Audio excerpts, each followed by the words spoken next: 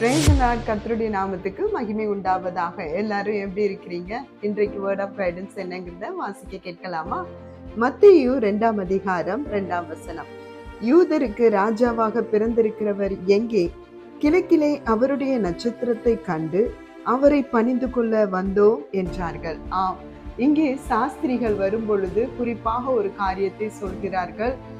கிழக்கே அவருடைய நட்சத்திரத்தை கண்ட அவர்கள் சொல்லுகிற காரியம் என்னவென்றால், அவரை பணிந்து கொள்ள வந்தோம் என்பதாக. ஆம் தேவ பிள்ளைகளே, ஆண்டவராகிய இயேசு கிறிஸ்துவை முதலாவது இந்த கிறிஸ்துமஸ்க்கு ப்ரிப்பேர் ஆகக்கூடிய பிள்ளைகளாகிய நாம செய்ய வேண்டிய முக்கியமானது என்ன தெரியுமா?